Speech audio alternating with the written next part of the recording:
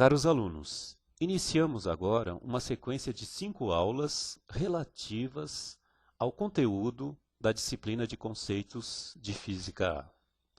E nessa nossa primeira aula, vamos iniciar introduzindo uma ferramenta fundamental nas ciências exatas, que são o estudo de vetores. As grandezas físicas são normalmente classificadas em duas categorias. Grandezas escalares, que são aquelas grandezas que ficam completamente definidas, estabelecendo para elas um número e a unidade correspondente a essa grandeza. E as grandezas vetoriais, que são o foco da nossa aula de hoje. O conceito de vetor foi introduzido na matemática por físicos para representar quantidades com direção, como, por exemplo, velocidade, força, deslocamento. Definindo vetores. Vetores são grandezas físicas que ficam completamente caracterizadas, estabelecendo para a mesma uma intensidade e uma orientação. Na orientação está inclusa a direção e o sentido da grandeza vetorial correspondente. A representação de um vetor se faz através de segmentos de reta orientados, cujo comprimento do segmento representa a magnitude da grandeza vetorial. A direção da reta suporte e a orientação da seta indica a orientação da grandeza vetorial correspondente. Os vetores, eles seguem a chamada álgebra vetorial. E nessa álgebra podemos definir a operação de soma de vetores.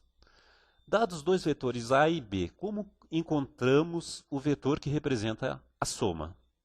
Traçamos inicialmente o vetor A, em seguida traçamos o vetor B, com a origem na extremidade do vetor A. O vetor que representa a soma é obtido traçando o vetor da origem do vetor A até a extremidade do vetor B, e temos o vetor que representa a soma. Para somarmos vários vetores, a regra é a seguinte: traça-se os vetores, unindo a origem de cada um com a extremidade do outro. O vetor soma é obtido unindo a origem do primeiro vetor à extremidade do último, conforme indica a figura abaixo. Podemos definir também os chamados vetores unitários, que são os vetores obtidos dividindo um dado vetor pelo seu próprio módulo. Note que o módulo de um vetor unitário é igual a unidade. E os vetores unitários, eles não têm unidades nem dimensões. E seu único papel é especificar certas direções no espaço. Como, por exemplo, a direção dos eixos coordenados do sistema cartesiano.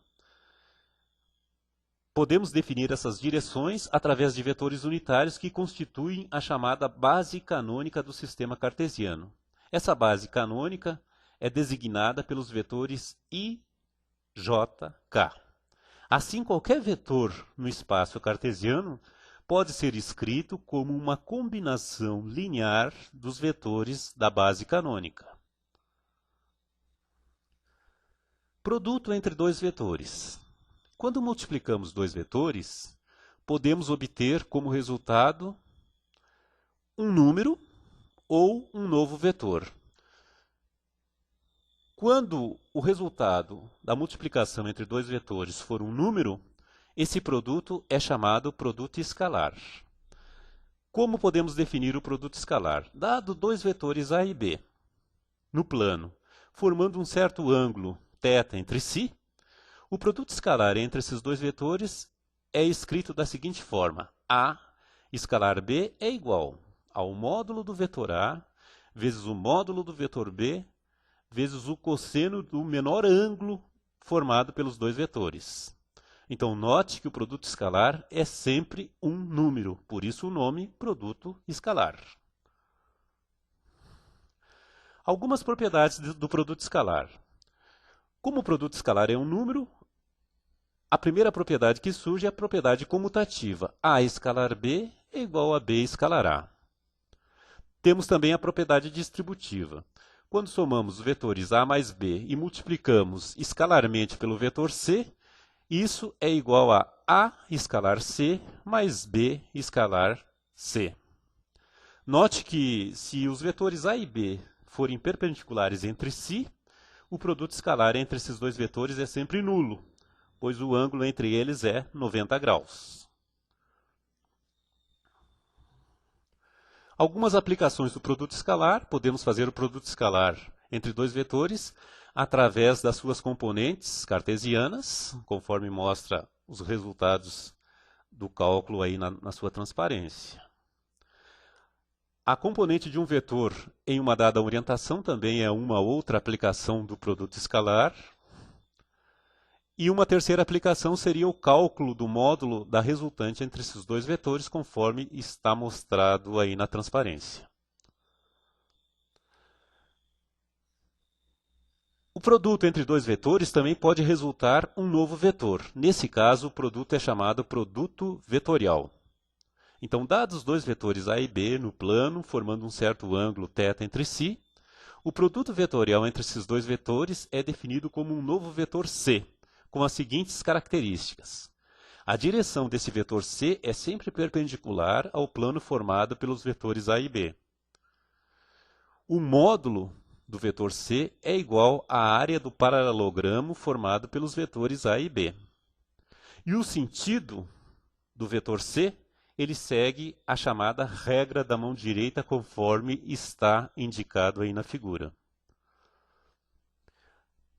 Para a base canônica, temos, conforme mostra os resultados da transparência, o produto vetorial entre os vetores unitários da base canônica. Se os vetores unitários forem iguais, o produto vetorial é sempre nulo.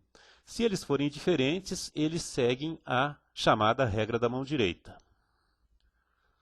Algumas aplicações do produto vetorial estão aí na transparência.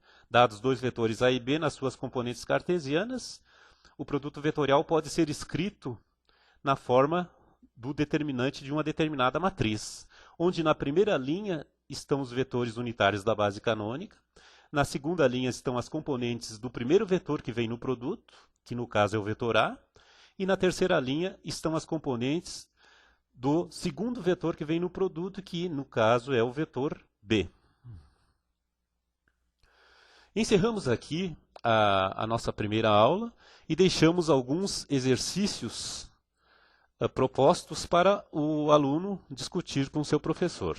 Agradecemos a nossa primeira aula. Encerra-se aqui.